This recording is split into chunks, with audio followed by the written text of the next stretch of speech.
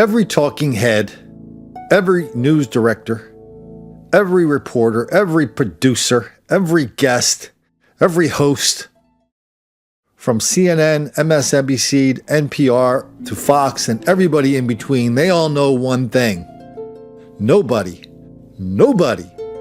ever got fired for remembering the most important script you have to remember when you're a person in the national media. And that is, black people are relentless victims of relentless white racism all the time, everywhere. That explains everything. So if you're a guest if you're one of these people I just described and you're in the middle of like a show and the red light is on and the camera's on you, and you come up with this great idea that maybe black people should take responsibility for their own behavior. Maybe the reason that so many black people are in prison is not white racism, but it's because of black dysfunction. Maybe black crime really is wildly out of proportion. Maybe cops aren't racist. Maybe cops are victims of black hostility. Maybe black people are not victims of white racism, but they are. But the truth is really the reverse script, that black people are just not that into white people. If you get any one of those genius ideas when you're on TV, you're not going to be on TV for very long. That goes for radio as well. And we just saw the latest example of that on CNN, and it is a doozy. Hi, this is Colin Flaherty.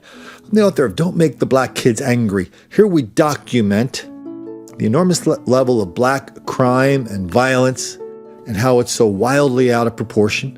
And we document how reporters and public officials are in denial, deceit, and delusion about it. And we document it. We show it.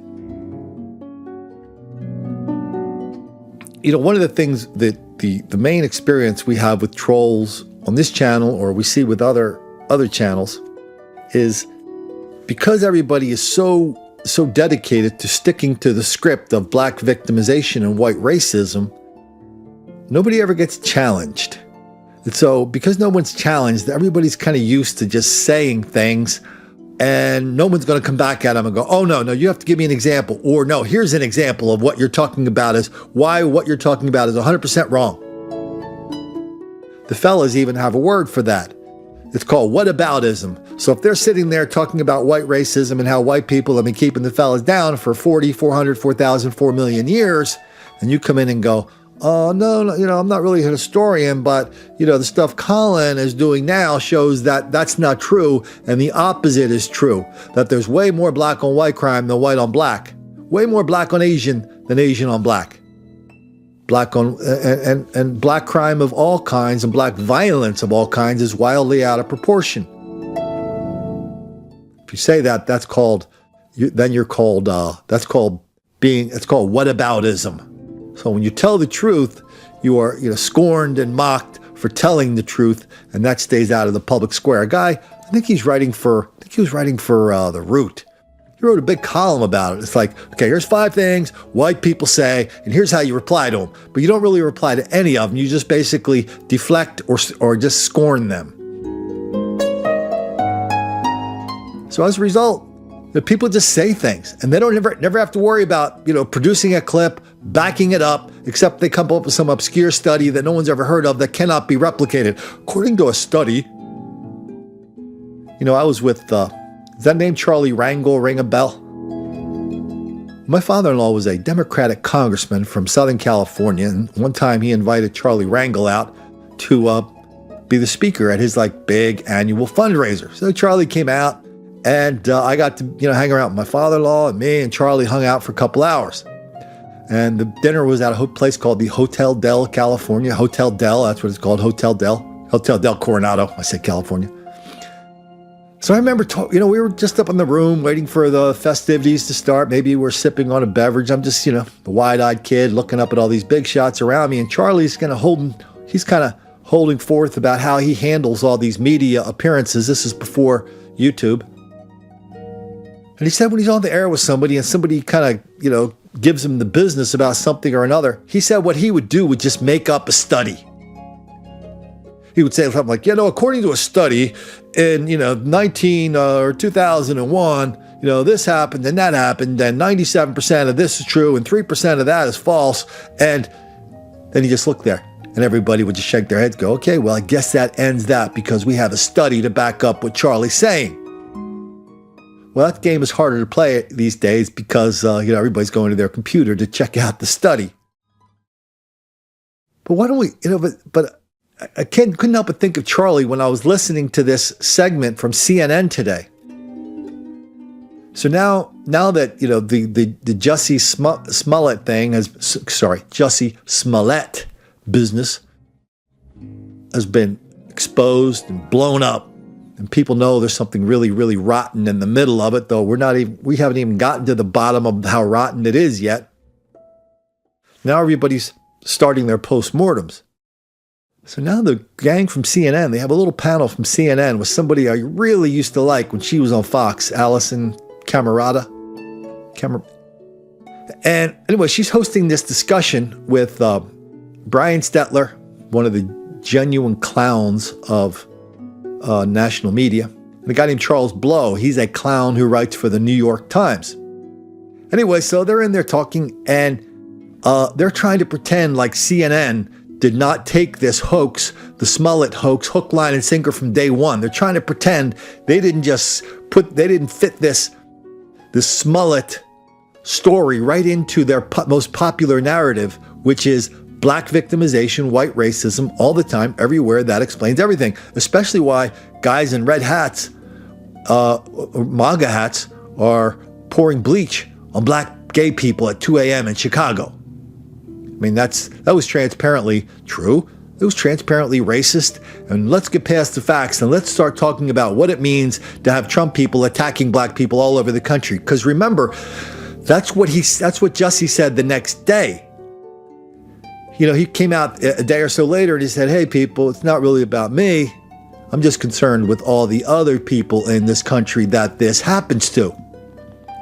And then all of a sudden, so that's when the reporting should have kicked in at least a little. I know I'm naive. I expect them to do this every single time. They don't. I'm Charlie Brown. They're Lucy. Every time I expect them to ask somebody a question, they're always pulling the football up on me. So Jussie's describing that, white people are roaming the country attacking black people. Yeah, that happens all the damn time. And not one reporter would say, hey, Jussie, could you give me an example of that? Not one reporter says, hey, there's this crazy guy named Colin Flaherty. Yeah, CNN's done a couple stories on him, but we said he was a bad person when we did a story on him. But, he's got these stories over and over and over again of all this black on white violence. I mean, just the other night in New Orleans, 20 black people on a bus. They got off the bus for one crazy reason or another, beat the piss out of 4 white people, and especially one white guy, put him in the hospital, totally screwed up his face, broken teeth, broken lip. It's going to take him a year to recover from that. Then in the headline, they arrested one person, when in fact, they should have arrested the whole damn group of them. Okay, let's put aside the legalisms. I'm not a lawyer. I don't know if you are. But if, you're with a group of 20 people and somebody gets out of your bus and you go up and you almost kill somebody and you're sitting there and you get off the bus and run away and you're laughing, maybe that's not enough to put you in the slammer, but please don't come and tell me you are not partially responsible for what happened. Of course you are. It's amazing how many times I've seen these stories, and I get taken in by them too. You see the headline and it says, 2 people arrested for, argy-bargy in downtown Cincinnati. And you read the story and it's like, no, there were 2 people arrested, but there were like 200 people involved in that fight, involved in that riot. Oh yeah, they were black. They don't mention that part, and they say 2 people were arrested, so it sounds like, 2 people were scrapping in downtown Cincinnati. What's the big deal, Colin? No, there were 200 people, and the cops only got their hands on 2. So everybody's they're so eager to marginalize, diminish, ignore, deny, condone, excuse, encourage, and even lie about this level of black violence, lie about the level of black on white hostility. And that, that fits into the CNN coverage, the CNN talking heads, the MSNBC, the NPR talking heads very comfortably. We're going to see that clip in a minute. So I think one of the things that people get taken about, the trolls anyway, when they come to my different platforms or when I'm with them in public, they're always surprised that somebody's looking them in the eye when they say something, and somebody looks them in the eye and says, "Oh yeah, could you give me an example of that? Jussie, could you give me an example of white people roaming the country attacking black people, gay black people? Because Jussie, for every one you give me, I'm going to give you 20, 30, 40, 50 showing the opposite. Do you think that has meaning? Or do you think that we're all equal now, that white people do it too? So 1 equals 50. Hey, Jussie, when you were in acting school, learning to recall these memories of your, the puppy you had as a kid who died so you can, do the tear thing, did you take any mathematics courses? 1 does not equal 50. So let's fast forward up to today, up to CNN. So CNN's doing this story. They're doing the post-mortem. Let's check in with Allison Camerata. Was it a hate crime or a hoax? Law enforcement sources tell CNN the Chicago police now believe that Empire actor Jussie Smollett paid 2 men to orchestrate an attack on him. Smollett's attorneys deny that the actor played any role in his own attack. So joining us now to talk about all of this is Charles Blow.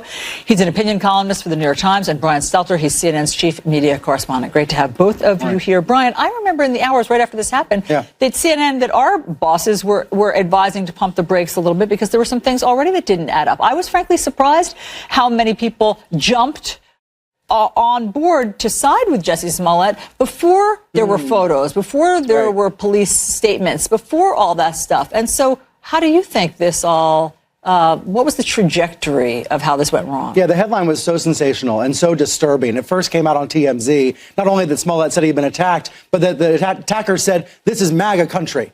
Well, obviously, Chicago at 2 a.m. is not MAGA country, so that didn't make sense in the first place. Lots of parts of this story didn't make sense, but activists, actors, Hollywood celebrities, friends of Smollett, Democratic presidential candidates, they all wanted to sound like they were doing the right thing, saying the right thing, standing up for a victim. There's an inherent tension in this story between wanting and needing to believe victims and yet knowing that people can take advantage of that, taking advantage of the idea that it's important to believe victims. And that tension has been in this story for weeks. There was a rush to judgment. I think it was mostly in the celebrity press and among activists and among Twitter people. I think there was a really careful reporting by news organizations. But it all gets lumped in together at the end of the day. It all gets lumped in together in the minds of many people who now look at this and say, what went wrong here? And obviously, at the end of the day, what went wrong is that he may have made it up. And ultimately, that's his responsibility. Ultimately, that's right. But Charles, I mean, it's as of Saturday night, his lawyers were saying he's the victim of a hate crime. So he was not changing his tune. No, that's important to note. But Charles, he also very quickly, even in that interview, is elevating it to an exemplar of a national conversation, saying this is about the ugliness of the national conversation, and I'm the victim of that. And that first performance back, I believe in West Hollywood, saying I'm going to come back from this. So by elevating it, making it a national metaphor, what is he trying to communicate? If it's all at the bottom of a hoax, not that you can get inside his head, but he's the one raising this to a national element, which elevating it to national conversation, which makes the possibility of it being a hoax that much more devastating. Well, listen, if Jussie has done what the Chicago police say he has done, it's not just that he's an actor, Brian. This is an insane person. This is a psychopath. Like, and there's nothing in his history that suggests that he's a psychopath. But why that is why it's so hard for everybody that's why people are waiting, trying to figure out, like, please go back and interview him, Chicago PD. But we need to understand what's the motive, because nothing. I met him one time. He was the sweetest. It was just in passing at Essence Fest, and I was with a girl I went to college with. She's a big fan, and she had to have a picture. He was the most gracious person, and I think that's the kind of feeling that people have about him. So if you did this, we need to know, like, are you crazy? Like, did you literally, like, lose it? Or because nothing is adding up about why he would do this. Well, one thing's for certain, this story is not.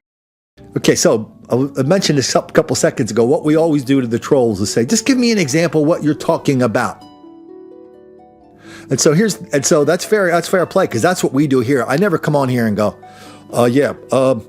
Yeah, I'm Colin Flaherty. Can you take my word for it that CNN, MSNBC, NPR, everybody else is like a hotbed of this kind of, this kind of stuff where they just take whatever anybody says about white racism and they blow it up as if it's really true? So I thought, well, this is CNN. I mean, CNN. Since CNN, I'll give some examples from CNN. So I go to Google, I go to the CNN website, I go to YouTube, I go here, there, everywhere, and I start looking for videos of CNN stories when this Smollett case broke. They took them down from the CNN website. There's nothing, they took them down from the YouTube channel. They took down any CNN story that, I can't find them. Maybe you guys could find some stories from when the Smollett story broke and the CNN guys were sitting there, rhapsodizing about all these white people that are attacking all these black people. And oh my God, isn't it terrible? Stop the presses. Found one. Thank goodness for Steve Krakauer. On Twitter, he's at STEVEKRAK. He's a former CNN producer. Anyway, I just saw his tweet from Steve saying, because he saw the same story you and I were just talking about.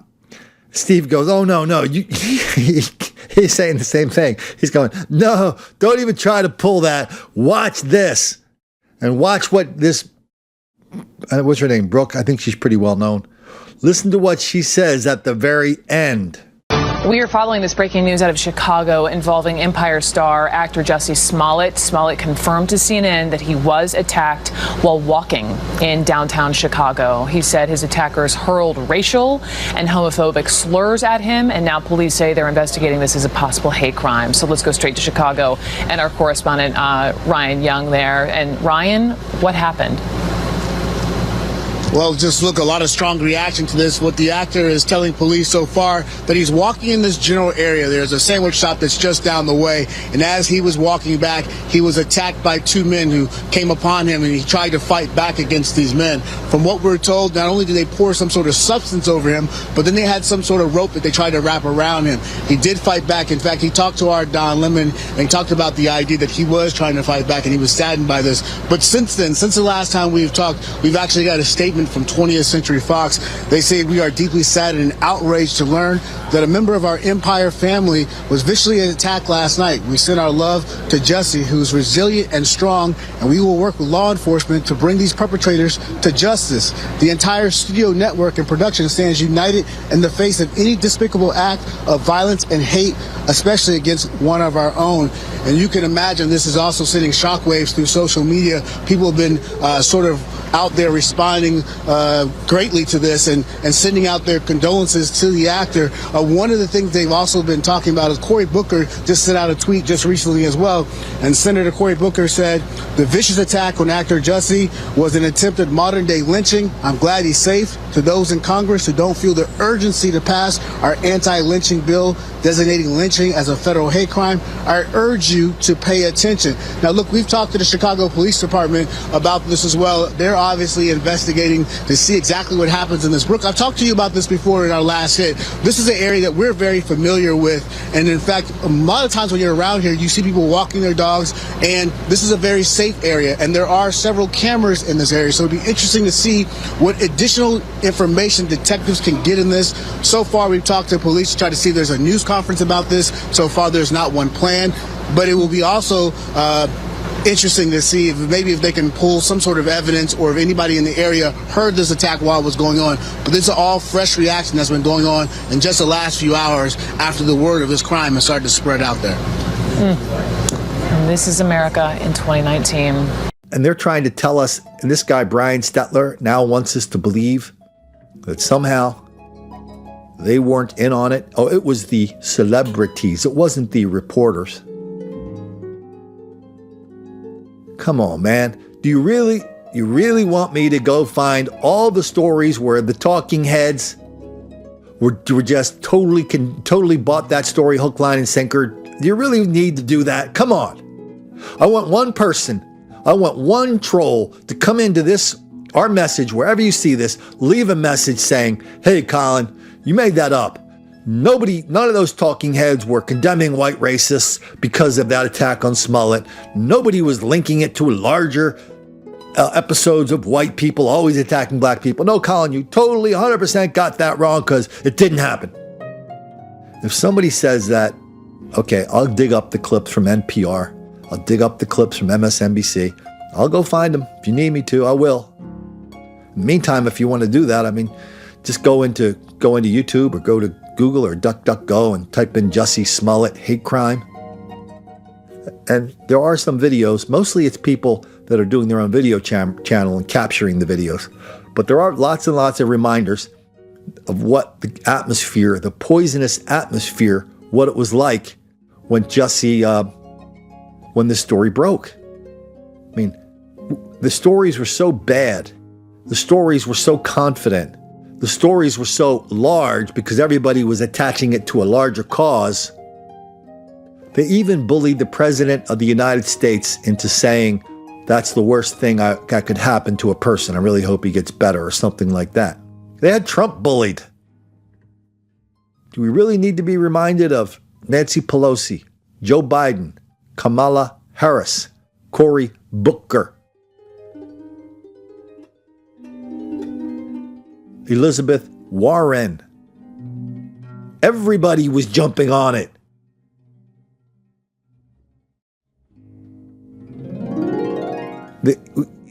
If you want to see what kind of, and so see, this is par for the course for CNN. That's what they do over there. Everybody's a racist, and they've hired Don Lemon, and Don Lemon is they put the crown on him. They've crowned him the great arbiter of all that is racist and all that is not. Pretty much everything's racist if a white guy is involved in it. But it's not like this is the first time CNN has fallen for this bait, right? I don't know how this following clip stayed on the air. But it was about, when was the Covington story? That was like, 6 weeks ago? Remember that? Covington, ring a bell. All the white kids in D.C. How they attacked the Indian, they attacked the helpless black people. They were smirking. Oh, they didn't physically attack them, but the smirks looks like they were going to get ready to rip people apart. You remember that? Of course you do. Let's play a clip from CNN about the Covington attacks, and it'll give us kind of a good feel for what the flavor of CNN is every day. When I was there and I was standing there and I seen that group of people in front of me and I seen the angry faces and all of that, I realized I had put myself in a really dangerous situation. It was like, here's a group of people who were angry at somebody else, and I put myself in front of that, and all of a sudden I'm the one who's all that anger and all that wanting to have the freedom to just rip me apart. That was scary. I'm a Vietnam Times veteran, and I know that mentality of there's enough of us, we can do this. Then Phillips describes the tense moments now being replayed over and over again online when a young man got right in his face. Watch. When I started going forward and that massive groups of people started separating and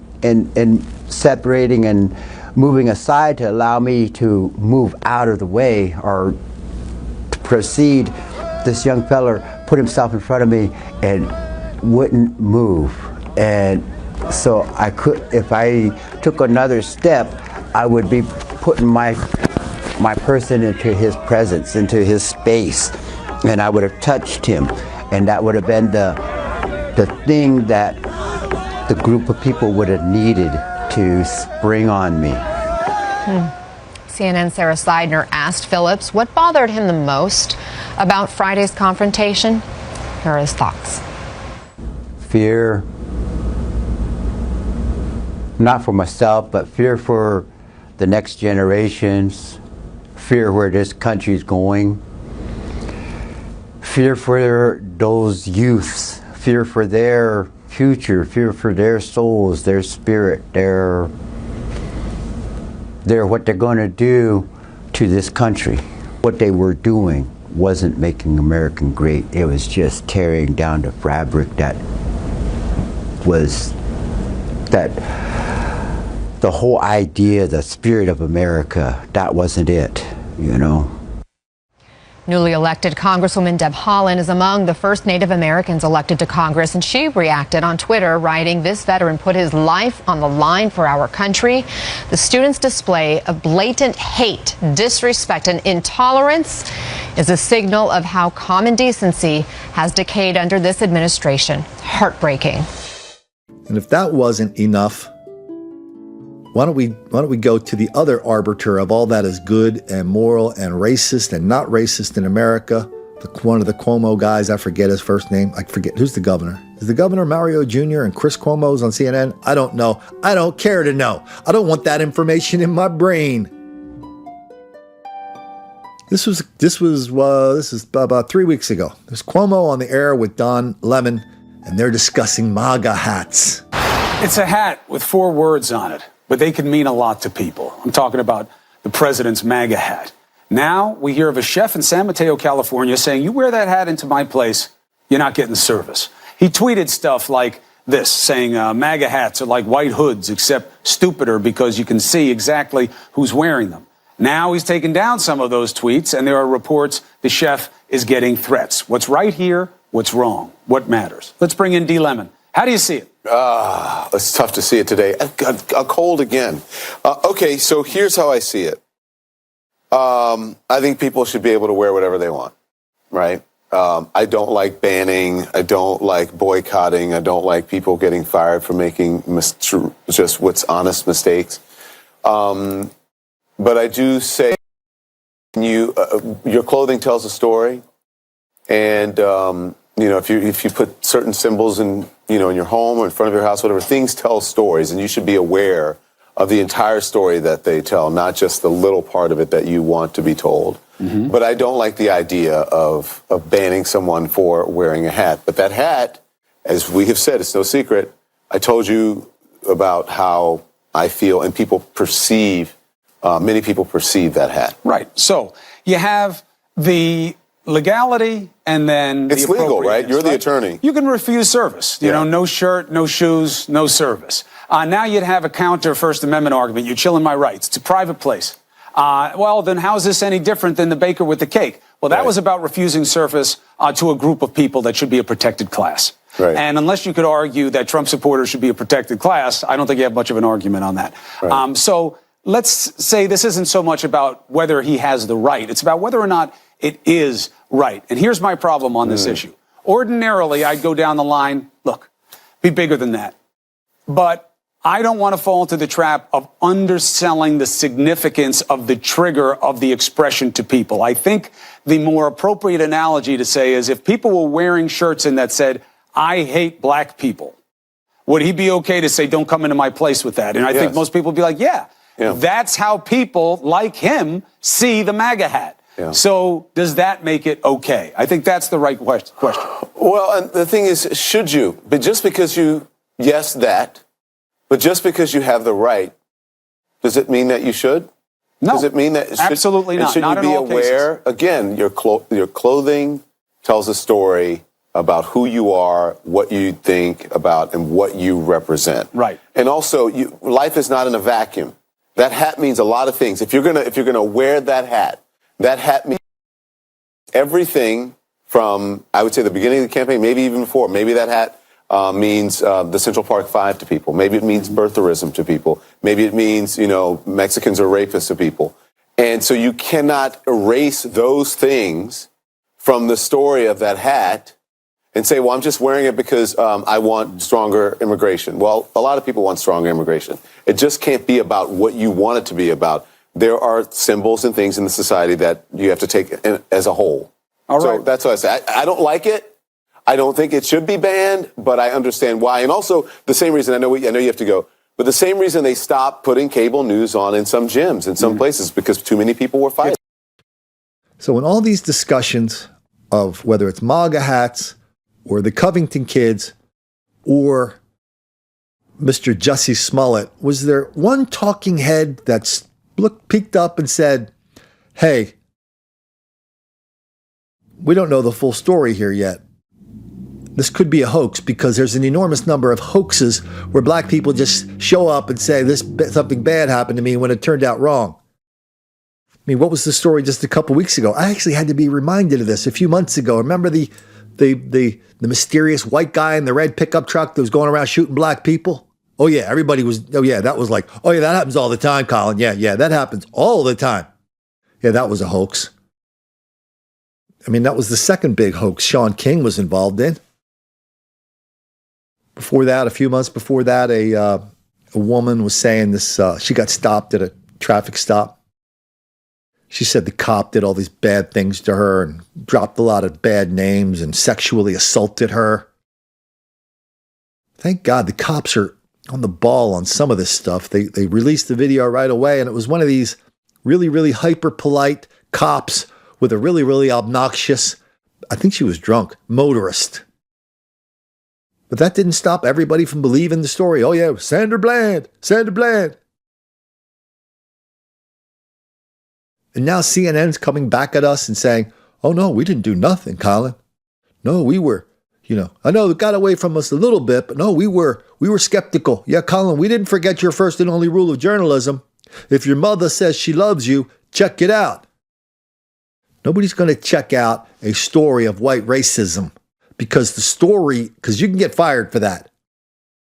If you saw, I was looking at a video of that clip we ran on with Charles Blow and Stetler and Allison Camerata. There's one other guy in the clip, Allison's co-host.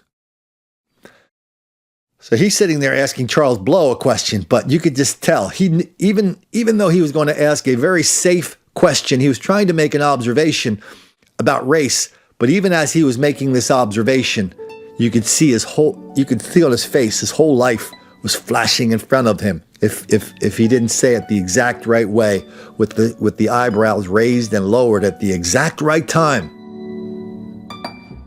And so now Allison and Stetler and Charles Blow, they want us to believe, oh no, Colin, we don't really do that stuff around here. We're honest brokers of information. No, what you are, I don't want to say they're the leaders of the pack, but they're just strictly right in the middle of the pack of the reporters who just cannot get enough of the story of white racism and black victimization.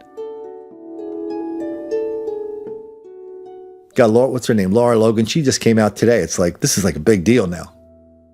I mean, I was astonished when she said, yeah, the people I meet in the press, I mean, everybody knew they were kind of liberal, kind of left wing, but in the last year or so, it's getting ridiculous. Nobody's even trying to hide it anymore. A lot of them sound like propagandists. Oh yeah, that's an earthquake. That is an earthquake. But I've always been a little surprised that somebody like Laura Logan didn't come forward first, sooner than that, because no matter how mentally insane you are to imagine and to believe in the greatest lie of our generation, I mean, there's got to be somebody that knows if you step out there and figure out a way to talk about this, if you're a national personality, you might be able to get away with it without getting fired. And along the way, you might get a ton more viewers for your show. Instead, the New York Daily News is just crashing and burning. They've hollowed it out. That's where they publish Shaun King.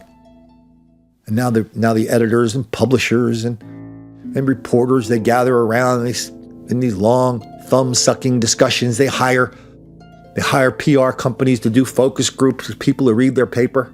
Why is anybody reading the New York Daily News? Why? And the answer is always the same. Oh, the readers suck.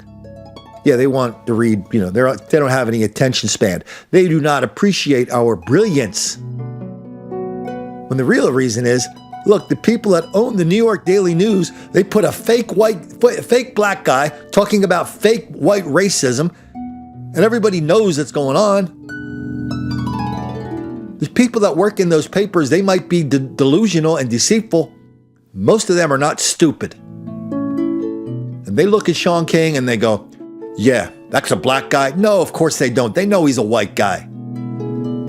And they hire him to do that. Then Shaun King starts talking about all these bogus cases of white racism. And everybody's going, yeah, Shaun King, he's brave. And I'm brave for putting it in there.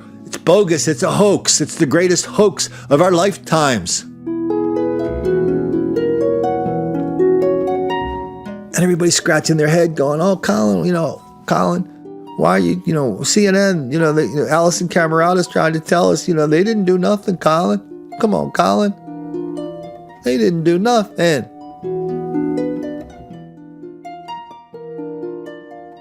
I mean, it was just like yesterday. Stetler was on Twitter blaming the Trump people for taking all this delight because Trump people have weaponized this Jussie Smollett story. Jussie Smollett. I can't even pronounce the dude's name. Why are you even listening to me?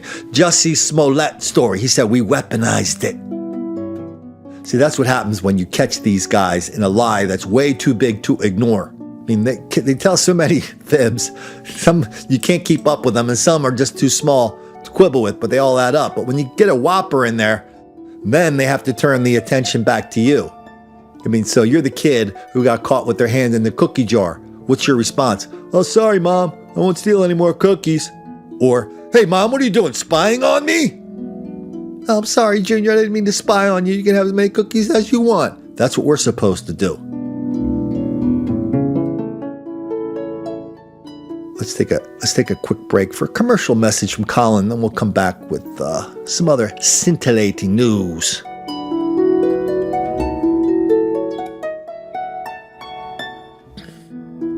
If you've ever read Charles Blow in the New York Times, he's one of the fellas. I just came across one of his columns the other day. I think we actually referred to it in a recent podcast here. We were doing a story about Myrtle Beach, Black Bike Week. He's the one who said, hey, why is everybody so pissed off at black people at Black Bike Week when they raise hell? What about Waco when those, white bikers were doing all this stuff? So we know, and his point was there's a bunch of white bikers in Myrtle Beach 3 weeks before the black bikers arrive. But everybody freaks about the black bikers. They don't freak about the white bikers. It's because the white bikers in Myrtle Beach don't do anything. Just a bunch of old white dudes that go around drinking beer and, patting their old lady on the butt when they drive around town. That is it. No shooting, no robbery, no stores being burned, no trash cans being tossed through windows, no mountains of litter, nobody running out on the restaurant bill, nobody stiffing the waitress. This is an everyday fact of life at Black Bike Week. But Blow wouldn't deal with that. He tried to equate the bikers at Harley Week, or AKA White Bike Week, with these meth dealers in Waco. And the New York Times looked at that and said, yeah, that's a fair bit of moral equivalence there. So those are the people that are running this whole damn media out there. And you guys probably know this, but here's the point. I mean, so the advertisers, for some reason, they love that stuff. But they don't love people telling the truth about what we are talking about. So the advertisers, I'm not saying they forced YouTube to do it. YouTube was a willing participant, but they're kind of doing this together and marching in lockstep. They just don't want to monetize or even let anybody on their channel that tells the truth about this ridiculous level of black dysfunction in this country. And I think everybody kind of starting to figure this out, whether it's this channel, whether it's another conservative channel, whether it's Jesse Lee Peterson or Breitbart, or the Daily Caller, or a host of other conservative sites. I'm not really a big fan of a lot of conservative media, by the way, because they are essentially absent from this question. They do everything they can to be in denial, deceit, and delusion about it. Every once in a while, they print a column by Thomas Sowell, and they say, okay, we've done enough for that. Let's get away from that. But I think a lot of you are realizing what I know now to be true is that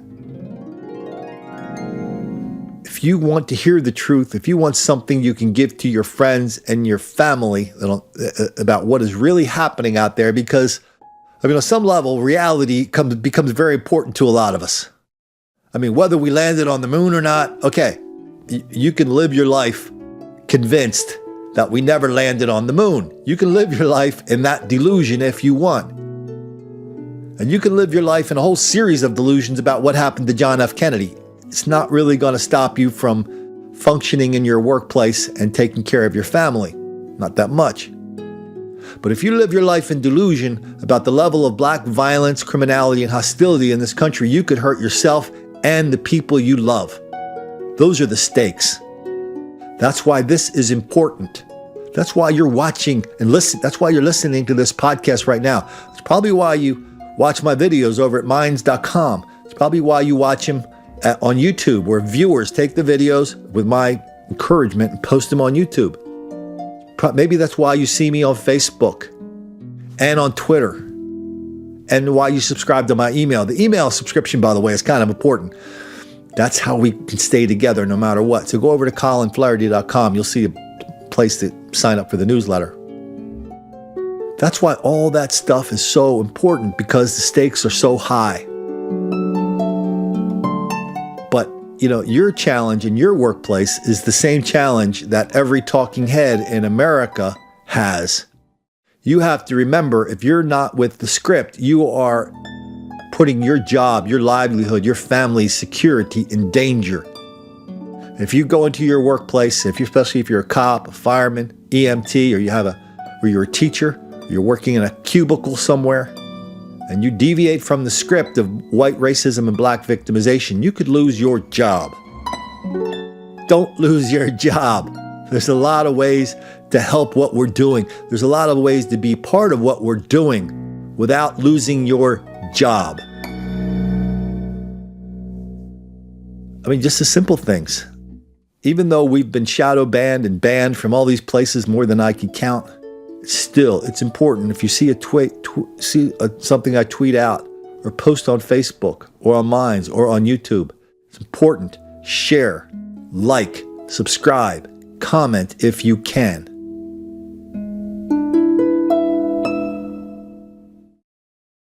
And let me interrupt this little commercial message for a little sidebar here. Whenever we deal with trolls in the comment section, it's amazing how often there's just obscenity and vulgarity in there. Listen, I'm not a prude. I don't want to be anybody's old school marm going around enforcing the laws and smacking people on the wrist. But at the same time, I don't want it on my place, on my channels, on my platforms. I don't put it in my work. But I can't help but notice when people throw it at me, when people come at me, they're always using that. They're always dropping F-bombs, N-bombs. So please if you decide you want to dip your toe into this and talk about it some way or shape or form, don't be a vulgar butthead. Okay? If you do that, people will just think you're stupid and they will marginalize you. And our challenge here is to be hyper credible, because we have a mountain of denial, deceit, and delusion to chip away at. We can only do it if we are credible and persuasive.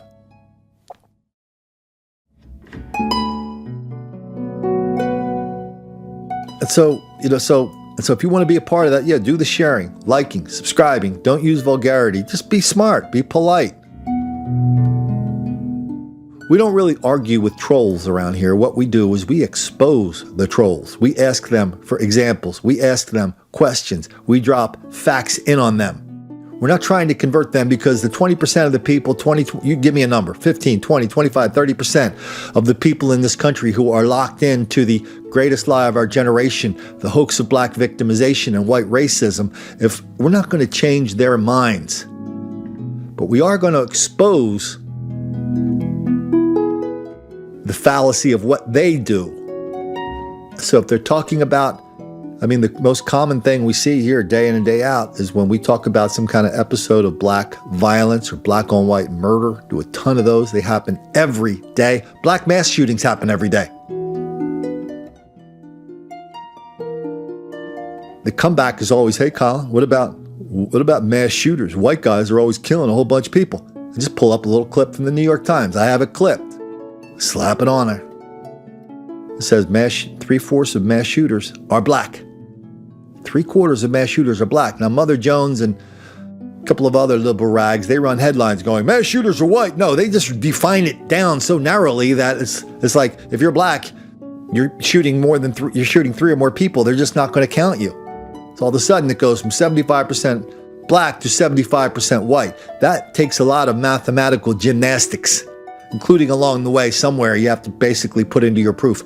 2 + 2 = 5. Oh, let's hope they don't see that. Onward. And so the sharing, liking, subscribing, commenting, that's important, because even though, again, we've been banned, we do have to let the algorithm know, however much it can, that this is the kind of thing you want to see and other people want to see. That's important. A lot of people really help on this channel by sending me stories. They send stories. I like the ones like happen in your neighborhood. I like the ones that you heard at work. I like, and you know, I've been collecting stories about people's firsthand experiences with black violence. A lot of stories from school, a lot of stories from your kids in school, a lot of stories from you, what happened when you went to the grocery store in the parking lot. Send me those. But if you see something in the paper that's a particularly egregious example of a reporter being in denial, deceit, and delusion about this pattern of violence in your town, send me that. By the way, I can never get enough of the story where a black person shoots somebody, maybe more than one person, and to illustrate that, they get one of those stock photos of a white guy holding a gun or a white guy in handcuffs. That's what you call photojournalism, people. Using your camera to lie your butt off.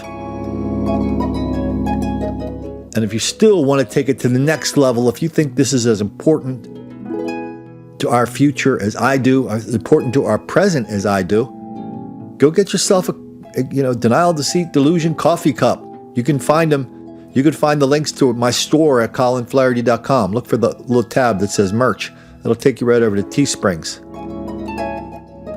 Get cups, t-shirts, definition of racism. A racist is any conservative winning an argument with the liberal. I always liked that. I think that was Thomas Sowell. T-shirts and cups, all these clever sayings on them. Don't make the black kids angry with a big, fist on the middle. And if the spirit moves you, drop a few coins in my PayPal account. PayPal.me/Flaherty457. Flaherty457. That will keep this thing going. That will help us spread the word. That will help me get a lot more stuff done. That will help me kind of keep my head above water so I can do the videos, so I can do the podcasts, and I can there's no urgency to really finish the books, because the books is what really keeps all this stuff going.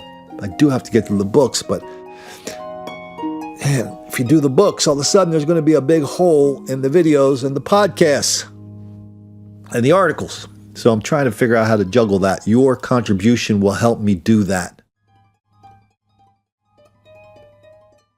Okay, let's take a break.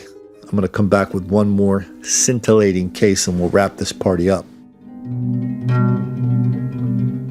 The people who are a lot smarter than you and me say what you're about to see is cherry picking. Come on, Colin, they say.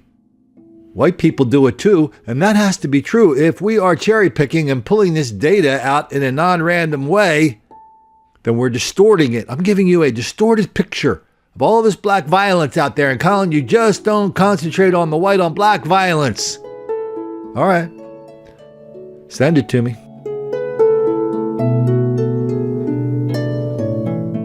But until then, watch this. The Walgreens on Highway 70 is dark, closed. Crime scene tape now blocking the entrance. Sky 5 over the scene shortly after Stephen Denning, investigators say, opened fire Thursday morning, hitting 2 pharmacy workers, Sarah Wright and Brandon Gordon. Wright is seen being rushed to the hospital. 911 calls take us inside the chaotic scene. Now, by law, investigators distorted the voices. I was on the phone with Walgreens on Highway 70 in Garner, and a gun started shooting. I could hear on the phone, and I could hear people screaming, call 911. Family members tell WRAL Denning had a concealed carry permit and had some type of issue with his medication. His brother John Denning, who declined our on-camera interview, did tell us, quote, I am shocked. I couldn't believe it. This is out of character for him. One of the shooting victims managed to call 911 while Denning was still in the building. Tell me exactly what happened. A customer shot me in the pharmacy. Okay, is the customer still there? Just someone, yes. Please someone immediately. Wake County deputies caught up with Denning outside a nearby Golden Corral restaurant. A deputy who responded to the scene shot Denning. Sky 5 also over the scene as Denning is transported to the hospital. The Volusia County Sheriff's Office says the shooting in Oak Hill Sunday morning was not a random act, and they are actively looking for the suspect. Here's what I've learned tonight. Deputies say around 1 o'clock Sunday morning, 4 juveniles showed up uninvited to a home on East Church Street in Oak Hill. That's where 47-year-old Joel Tatro was hosting a party for his high school children. The 4 juveniles were told to leave, but one of them refused. At that point, a confrontation went down and shots were fired at the victim. He was struck in the neck by a bullet and the juveniles took off. Tatro was flown to Halifax Medical Center in critical condition. Deputies say he is still critical but stable. We see a lot of stories like this on college campuses. A couple of college kids having a party, maybe a fraternity. Fella walks by, goes, "Hey, my brothers, do you mind if I come in and get some free beer and free food since it's a party and I'm invited because I'm black and I'm entitled to be invited to every single party on this campus?" The answer is no. We've done lots of stories about one fella going to get 10, 15 more fellas, and all hell breaks out loose, and there's no more party. We've done a lot of stories in White Girl Bleed a Lot and Don't Make the Black Kids Angry about that exact scenario I just talked about. The fellas on college, maybe they go there, they probably don't. I remember one of the first times I heard about that, usually I have to call them. This one, I got a call from the chief of police of one of these college towns. Because, Colin, I've been, looking at your stuff, and that just happened here. I saw the headline, but wasn't really making that much progress in figuring out who was doing what. So when I see an episode of large-scale violence, my working hypothesis is I want to see if that is a black thing or not. Way more often than not, it is. Way more often than not. 8 out of 10, 9 out of 10. Anyway, the chief of police calls me and described that exact scenario. Kids having a party, bunch of fellas come in, they got kicked out. Like 20 or 30 more fellas came back.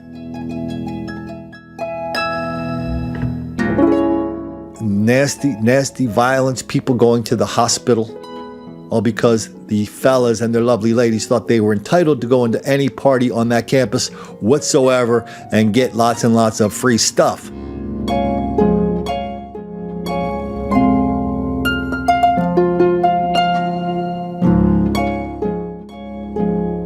And during the commission of this riot, were the fellas holding up signs saying, "We don't like white people. White people go home." Were they sprinkling the little racial epithets over top of this violence that would make it a hate crime? Oh, hell no. Maybe they were, maybe they weren't. It doesn't even matter. They probably were not. And so the geniuses at CNN will look at you and go, "No, Colin, that's not a hate crime. They didn't sprinkle the magical words that turn this violence into a hate crime." Then all of a sudden, we have a new ally here. He's a very unlikely ally. He's the Democratic senator from Rhode Island. His name is Whitehouse. So Whitehouse is talking at the Kavanaugh Supreme Court hearing, and he's talking about the Supreme Court, how it's a bunch of conservative people. He doesn't like that. And he goes, "How do I know? How do I know it's a conservative plot? It's because of the pattern." And he's, the pattern of the rulings. And he went on to describe in great detail that even though the justices don't come out and say they are conservative or don't tip their hand as to what their ideology is or core beliefs are, that's right, other people have ideology. We have core beliefs. Don't forget that. He went into some detail as a former prosecutor. He said, prosecutors use patterns all the time to establish intent, to establish motive. Patterns are the motive. So when we look at this pattern, ridiculous pattern of black violence, we don't need them to go around telling us they're not really into white people. They show us. And when we look at the pattern of Allison Camerata and S.E. Cupp and Brian Stetler and the rest of the clowns on CNN, MSNBC. You know the whole hive mind in that group. They don't need to step up, look into the camera and say, Colin, you have to know this. Black people are relentless victims of relentless white racism all the time, everywhere. That explains everything.